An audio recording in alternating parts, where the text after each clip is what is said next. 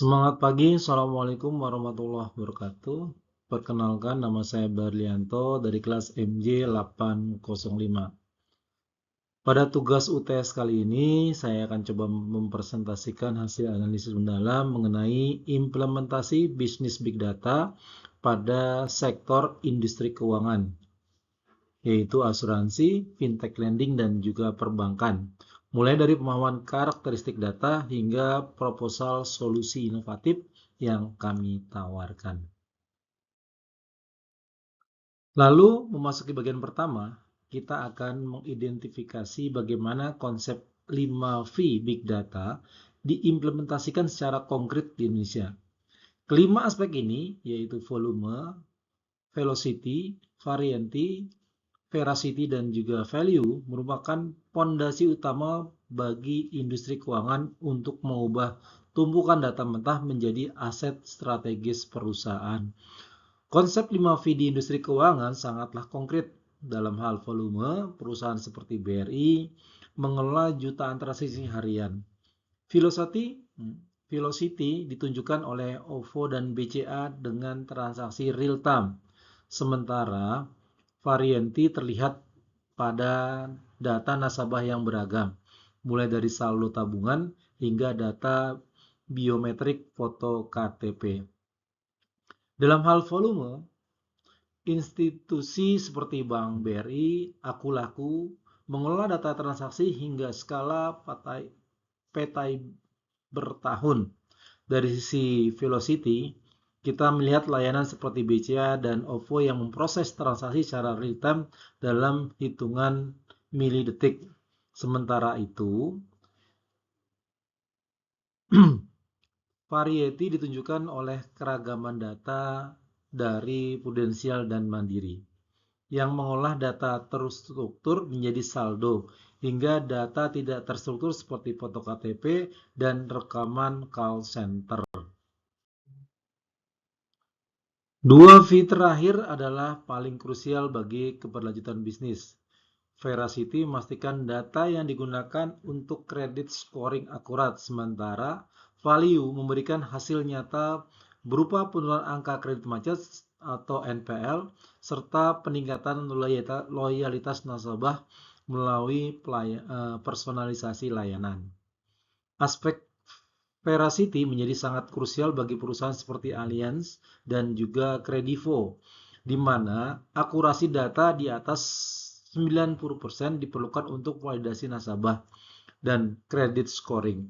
Akhirnya, semua bermuara pada value, di mana Bank BNI dan investor memanfaatkan data untuk analisis risiko dan personalisasi produk guna meningkatkan profitabilitas serta menekan angka kredit macet atau NPL. Berikutnya adalah perbedaan antara Big Data dan Business Intelligence atau BI. Banyak yang menganggap Big Data dan BI sama, namun industri keuangan perbedaannya jelas. Big Data bersifat eksploratif dan prediktif, di mana kita menggunakan AI untuk menemukan pola tersembunyi guna memprediksi risiko masa depan.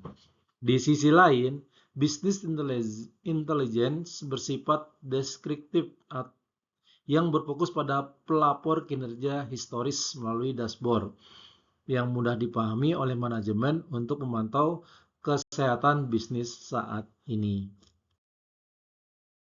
Berikut kami sampaikan tentang arsitektur alur data keuangan.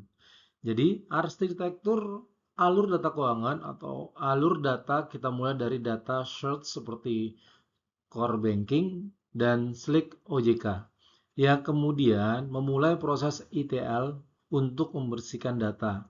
Data tersebut disimpan secara struktural di data warehouse, dianalisis secara multidimensi melalui OLAP, dan akhirnya divisualisasikan ke dalam BI dashboard.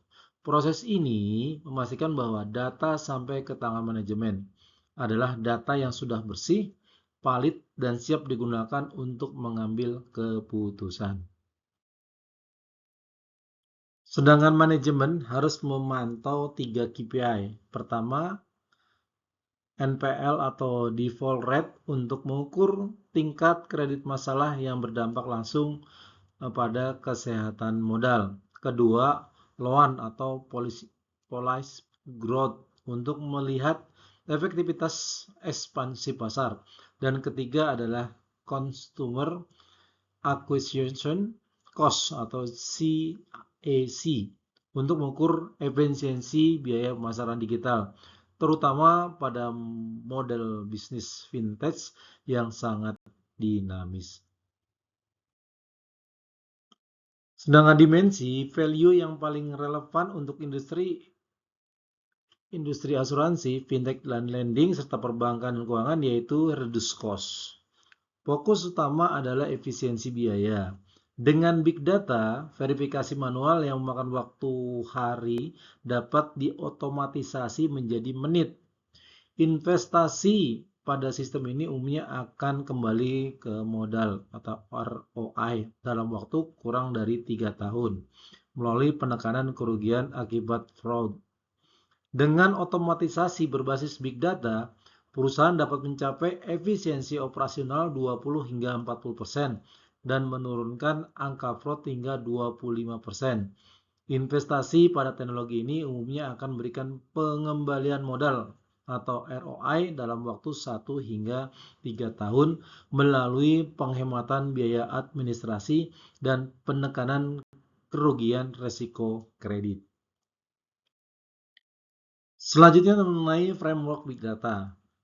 Framework Big Data yang saya coba jelaskan, saya pilih adalah HEADOP. Ya. HEADOP adalah pondasi penyimpanan.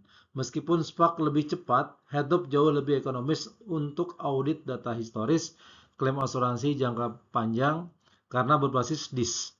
Namun, kelemahannya adalah lisensi tinggi yang sering ditutup oleh vendor. Untuk menangani data masif ini secara ekonomis, cocok sekali menggunakan framework HEADOP dengan kompensasi HDFS untuk penyimpanan distribusi, Nemnode sebagai pengelola metadata, dan YARN untuk manajemen sumber daya.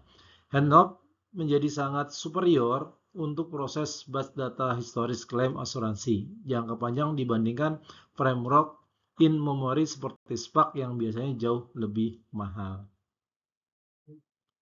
Selanjutnya tentang tahap data analytic life cycle. Siklus analitik harus diikuti secara disiplin. Kesalahan kecil di tahap persiapan data seperti menggunakan data yang tidak lengkap akan membuat model deteksi fraud menjadi tidak berguna dan merugikan bank dalam skala besar.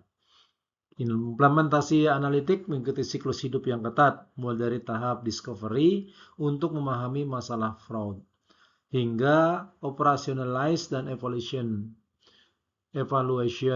Setiap tahap sangat kritikal. Misalnya, kegagalan pada tahap data preparation akan menghasilkan dataset yang bias, yang berisiko menyebabkan bank memberikan kredit pada nasabah berisiko tinggi hingga meningkatkan NPL secara sistematik. Selanjutnya, tantangan Big Data. Dari masalah tantangan Big Data yang saya angkat mengenai kualitas dan integritas data. Kualitas data adalah tantangan nomor 1. Tanpa data bersih, model AI kami tidak akan valid.